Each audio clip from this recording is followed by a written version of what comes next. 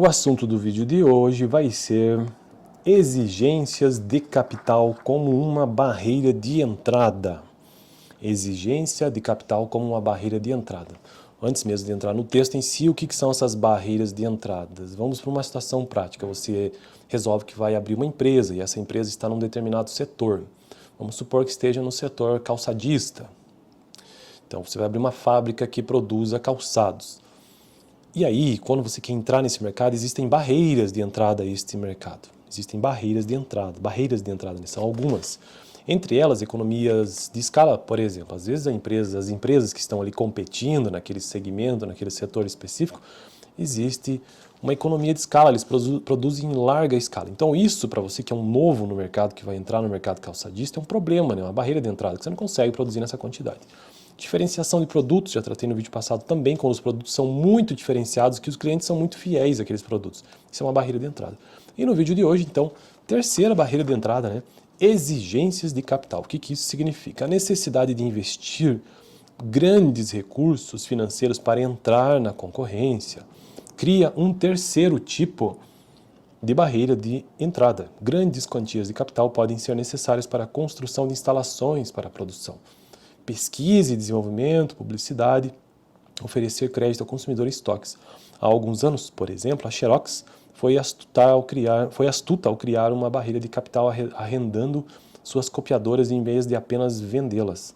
Esse gesto aumentou as necessidades de capital para os novos entrantes. Você já parou para pensar que isso, naquela época, foi de fato uma baita de uma barreira de entrada de exigência de capital que foi genial, na verdade, porque ao invés de ela vender então a máquina dela para as empresas que copiavam, ela arrendava. Veja, uma empresa que queira atuar nesse setor de máquinas copiadoras naquela época, como é que ela vai? Vai ser mais difícil para ela conseguir entrar numa empresa que tem a máquina da Xerox arrendada. Não comprou, sabe? Então ela vai ter que investir muito mais nisto, numa exigência de capital. Ela vai ter que investir fortemente para conseguir concorrer com a Xerox nesse caso, né? Então você entende que exigência de capital é uma barreira de entrada.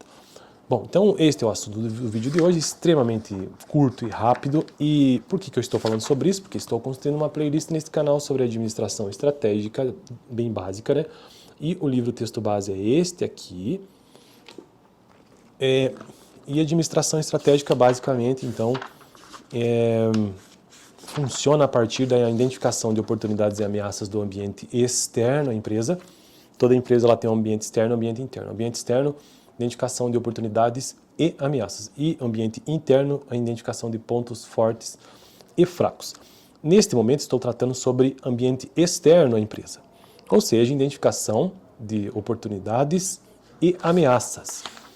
E essas oportunidades e ameaças, elas precisam ser identificadas em 3 níveis de análise. Quais são esses 3 níveis de análise numa empresa? Veja, oportunidades e ameaças lá fora, que estão fora da empresa. Então, o macroambiente da empresa, que envolve forças. Quais forças? Forças tecnológicas, político-legais, forças econômicas, forças sociais. Ambiente setorial em si, que trata sobre poder de barganha dos compradores, poder de barganha dos fornecedores, poder dos produtos substitutos, intensidade da rivalidade entre os concorrentes e ameaça de entrada. É por isso que estou tratando, até dei o exemplo da empresa não falei da empresa calçadista, mas nesse exemplo aqui do livro, na verdade, né, sobre a Xerox. Então é um ambiente setorial, sobre o mundo das copiadoras, por exemplo. Então, a ameaça de entrada tem a ver com a análise deste nível, que é o nível do ambiente setorial. E a organização em si, né? Então são esses 3 níveis de análise: a organização, o ambiente setorial e o macroambiente. E hoje eu tratei sobre o quê? Sobre uma das ameaças de entrada, ou seja, barreiras de entrada, terceira barreira de entrada, no que se refere à análise setorial. No próximo vídeo quero tratar sobre custos de mudança como mais uma barreira de entrada. Eu fico por aqui. Valeu! No vídeo passado eu tratei sobre diferenciação de produtos.